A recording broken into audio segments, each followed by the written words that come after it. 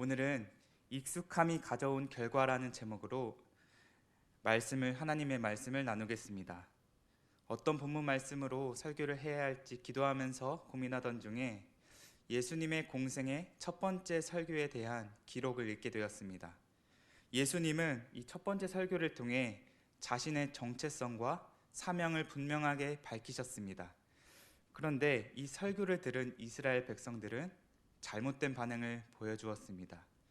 오늘 함께 말씀을 살펴보면서 이스라엘 백성들이 보인 잘못된 반응은 무엇인지 함께 살펴보고 거기서 돌이켜 올바른 반응으로 예수 그리스도의 사명에 동참하는 저와 여러분이 되기를 소망합니다. 본문으로 바로 들어가기 전 오늘 본문의 배경에 대해서 먼저 이해하면 좋을 것 같습니다. 예수님께서 성령의 충만함을 입고 세례를 받으신 후에 성령에 이끌려 광야로 가셔서 마귀에게 시험을 받으셨습니다. 시험을 마치신 예수님은 갈릴리의 여러 회당에서 가르치시다가 안식일을 지키기 위해 고향 나사렛에 있는 회당을 방문하셨습니다. 당시 유대인들에게는 자격을 갖춘 남자라면 누구든지 회당에서 성경을 봉독하고 교훈을 전하도록 권하는 문화가 있었습니다. 이에 따라서 나사렛 사람들은 오랜만에 회당에 방문한 예수님에게도 성경을 봉독하고 교훈을 전하도록 권한 것으로 보입니다. 그러자 예수님은 그들 앞에서 선지자 이사야의 글을 읽으셨습니다. 누가복음 4장 18절부터 19절입니다. 제가 읽도록 하겠습니다. 주의 성령이 내게 임하셨으니 이는 가난한 자에게 복음을 전하게 하시려고 내게 기름을 부으시고 나를 보내사 포로된 자에게 자유를, 눈먼 자에게 다시 보게 함을 전파하며 눌린 자를 자유롭게 하고 주의 은혜의 해를 전파하게 하려 하심이라 하였더라. 여기서 주의 은혜의 해는 희년의 개념을 담고 있습니다. 간단하게 설명하면 희년은 7년에 한 번 있는 안식년이 7회째를 맞이하는 해, 즉 49년이 되는 해 7째 달 대속죄일에 나팔을 불면서 자유의 기쁨을 선포하는 해를 희년이라고 말합니다. 그런데 이 희년에는 모든 노예가 자유를 얻고 모든 소유가 원 주인에게 돌아가고 모든 땅이 휴경의 상태로 들어가게 됩니다. 즉 모든 묶인 것이 자유함을 얻는 해가 바로 희년입니다. 다시 말해 예수님은 이 말씀을 통해서 성령이 임하여 기름 부음을 받은 자로서 자신의 사명이 포로된 자에게 자유를 전해주는 것, 억눌린 것으로부터 해방을 시켜주는 것이라고 정확하게 밝히신 것입니다. 더 중요한 것은 오늘 본문 21절, 오늘 이 글이 너희 귀에 응하였느니라 라는 말씀입니다. 여기서 오늘은 예수님이 말씀하신 그 때를 말합니다. 즉 예수님은 앞서 읽으신 이사야서의 말씀이 자신의 사역과 함께 지금 시작되었다고 말씀하고 계신 것입니다. 그렇다면 이 놀라운 선언을 들은 이스라엘 백성들의 반응은 어떠했을까요? 본문 22절은 그를 증언하고 그 입으로 나오는 바 은혜로운 말을 놀랍게 여겼다라고 말합니다. 여기서 증언하다와 놀랍게 여기다는 각각 그 두 단어가 모두 긍정적인 의미로도 쓰였고 부정적인 의미로도 쓰였습니다. 따라서 이 이스라엘 백성들이 증언하고 놀랍게 여긴 것이 긍정적인 의미로 그런 것이냐 부정적인 의미로 그런 것이냐는 학자들 간에도 의견이 분분합니다. 저는 그래서 오늘 이 시간 그 뒤에 이 사람이 요셉의 아들이 아니냐라는 질문에 더욱 주목하고자 합니다. 이 질문에는 드러나 있지는 않지만 그 의도를 살펴보면 이스라엘 백성들이 가지고 있었던 익숙함을 발견할 수 있습니다. 크게 두 가지로 정리해 보았는데요. 첫 번째는 메신저에 대한 익숙함입니다. 메시지를 전하는 사람에 대한 익숙함입니다. 예수님과 이 나사렛 사람들의 관계를 먼저 생각해 보고자 합니다. 예수님이 자라나신 곳 나사렛은 어떤 곳일까요? 당시에 200명에서 500명 정도의 적은 인구가 거주했던 작은 동네입니다. 또한 이 나사렛이라는 명칭이 그 당시 로마 시대 당시 비기독교적 문헌에서는 찾을 수 없었다는 것을 고려하면 이 지역 수준에서만 알려졌던 작은 동네라는 것을 알 수 있습니다. 이것은 나사렛 사람들이 웬만하면 서로를 잘 알고 익숙했던 관계였다는 것을 의미합니다. 예수님은 헤롯의 대학살을 피해 잠시 애굽으로 내려갔던 때를 제외하고는 줄곧 이 나사렛에서 계속 성장하셨습니다. 따라서 오늘 본문에서 나사렛 사람들이 예수님을 보고 요셉의 아들이라고 말하고 예수님의 두 번째 나사렛을 방문하셨을 때를 기록한 마가복음 6장에서는 이 나사렛 사람들이 예수님을 마리아의 아들 목수라고 말하는 것은 이 나사렛 사람들이 예수님의 성장 과정을 다 지켜보았고 예수님의 가정 환경도 너무나 잘 알고 있었다는 것을 말합니다. 즉 그들에게는 이 말씀을 전하신 예수님이 너무나도 익숙한 존재였다는 것입니다.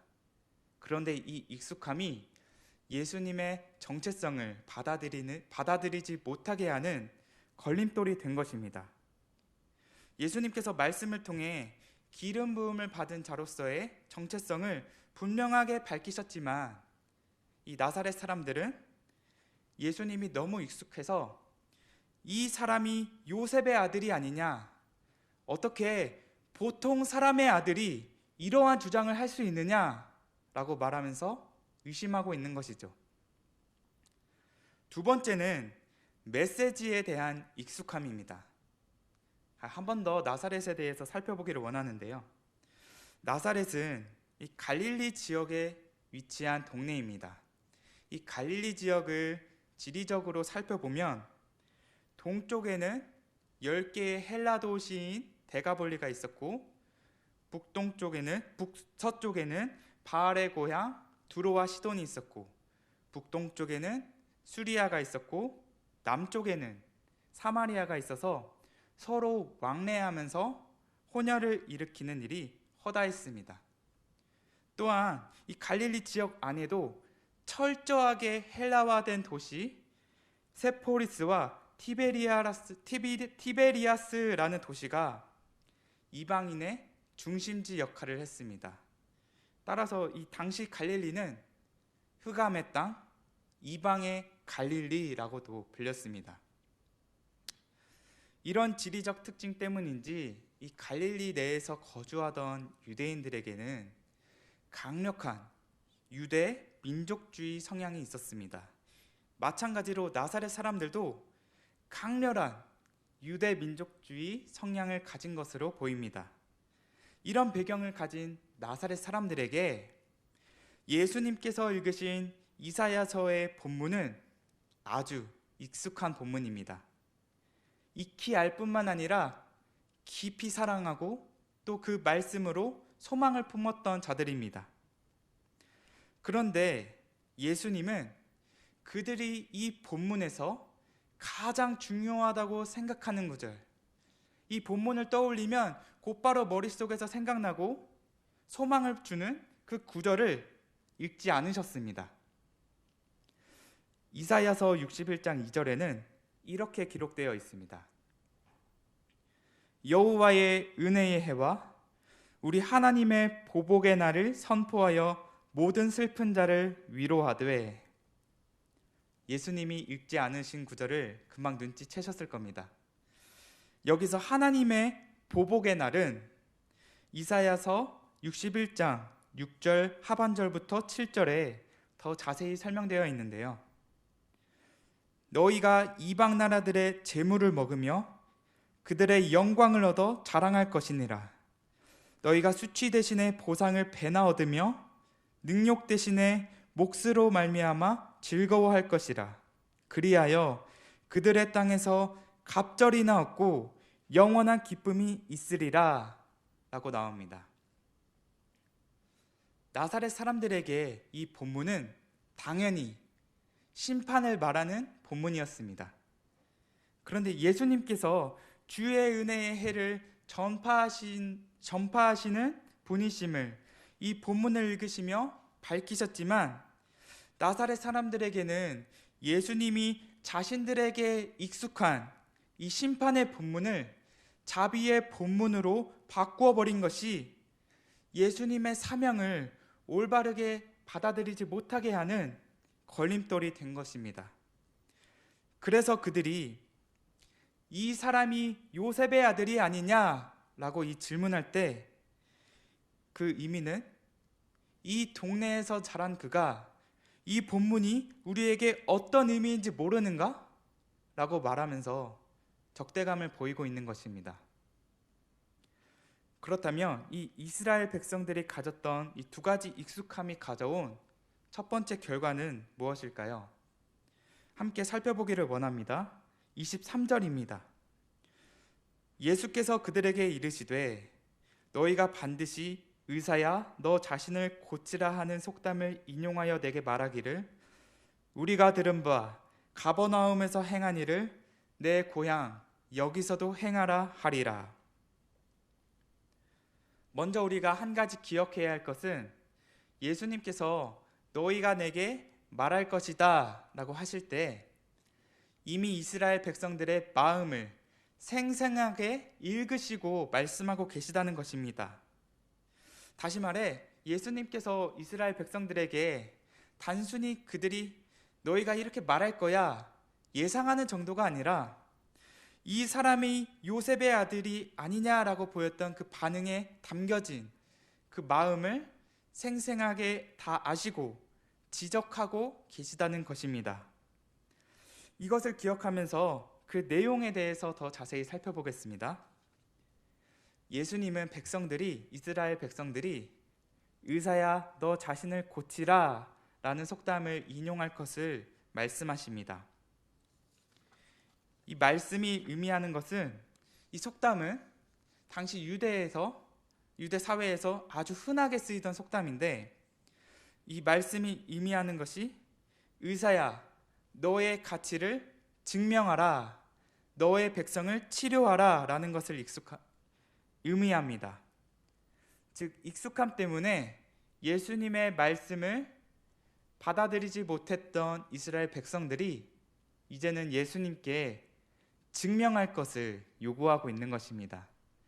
그런데 이 증명할 때에 숨겨진 마음도 예수님은 다 알고 계셨습니다. 바로 예수님께서 가버나움에서 행한 일을 여기 나사렛에서도 행할 것을 요구한다는 것입니다. 사실 이스라엘 백성들은 회당에서 예수님의 말씀을 듣기 전에 예수님이 가버나움에서 행한 일을 이미 알고 있었습니다.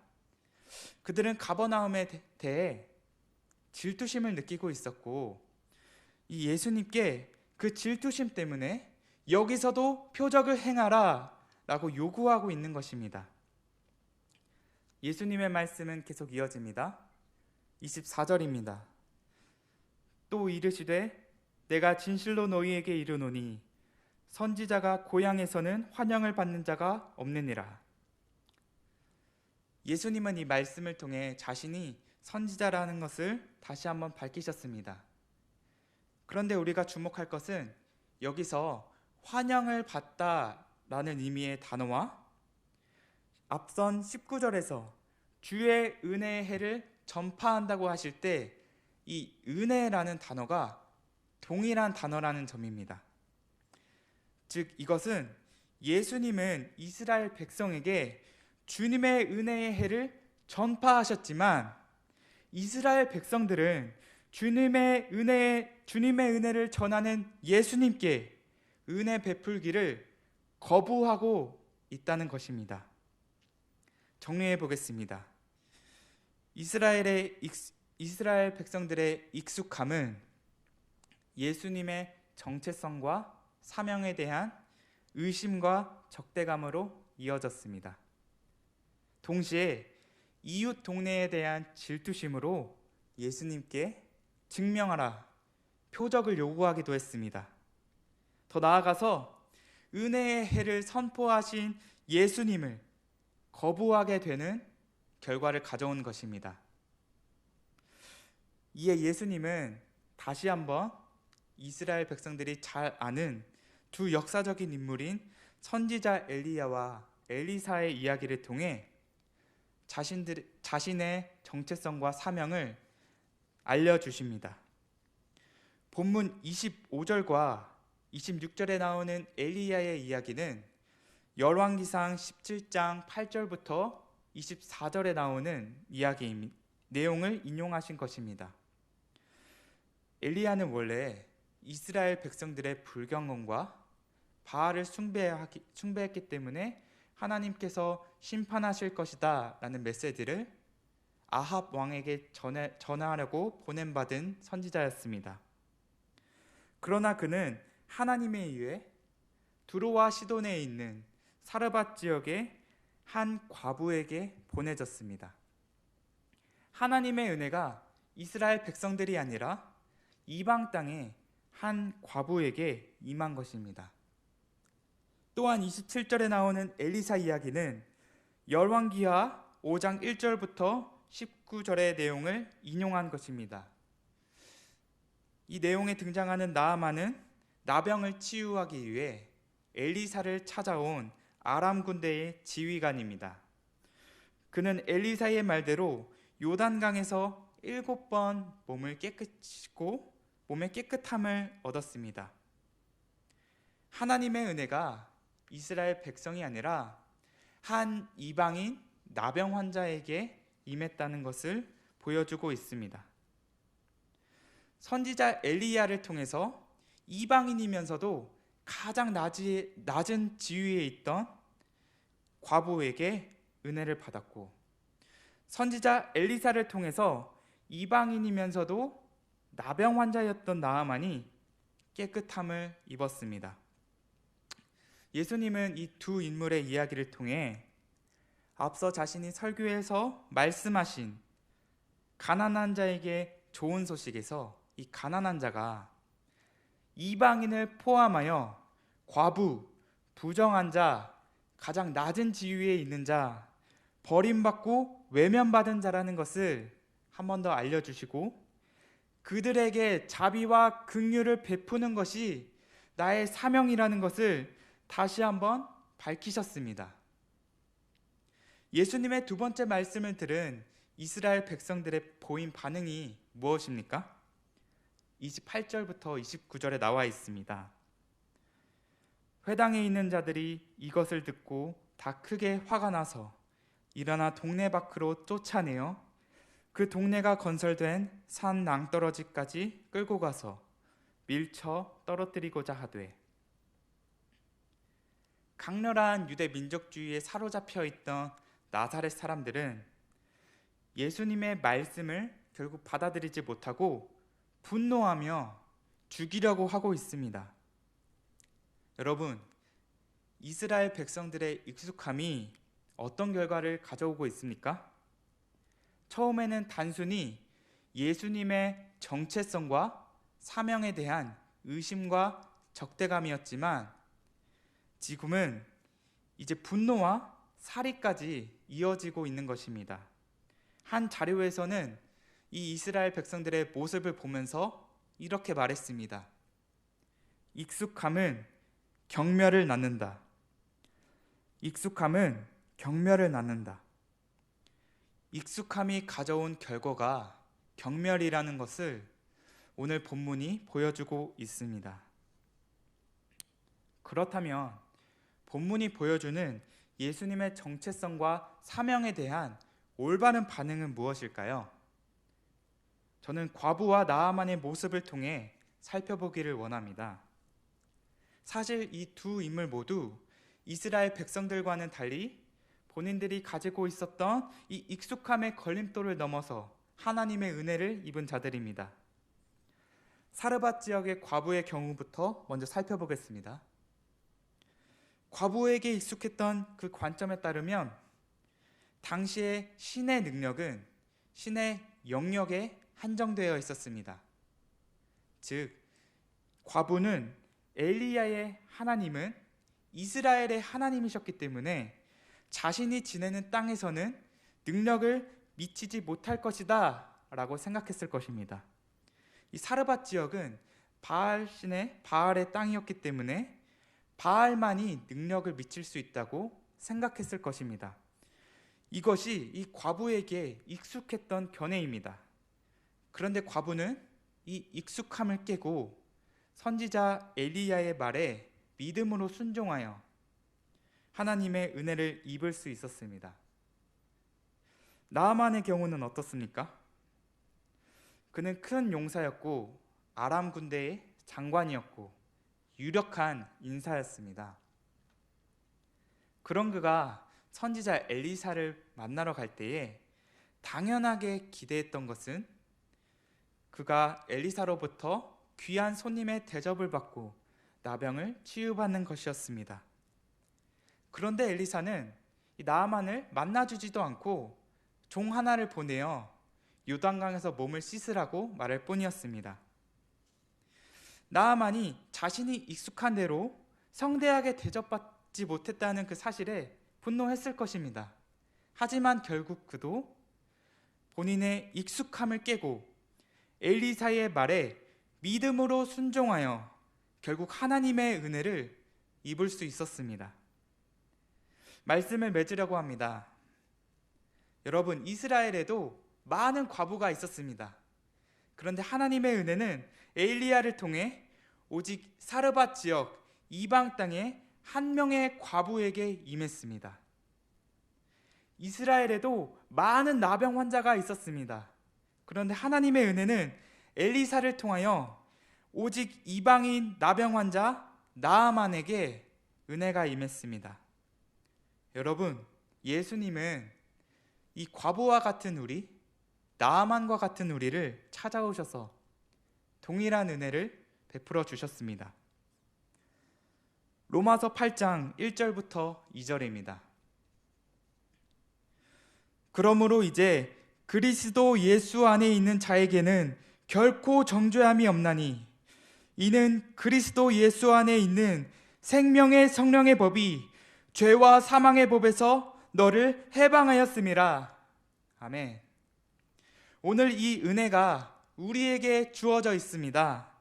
우리를 향한 자유와 해방의 은혜가 우리에게 주어져 있는 것입니다.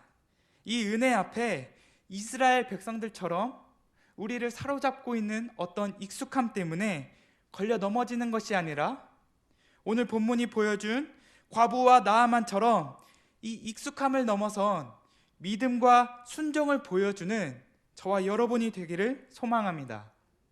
나아가서 자신을 향한 배척 한가운데를 지나 묵묵히 사명을 완수하시기 위하여 끝까지 순종의 길을 걸어가신 예수 그리스도의 본을 따라 받은 은혜를 기억하며 끝까지 사명을 감당하는 저와 여러분이 되기를 소망합니다.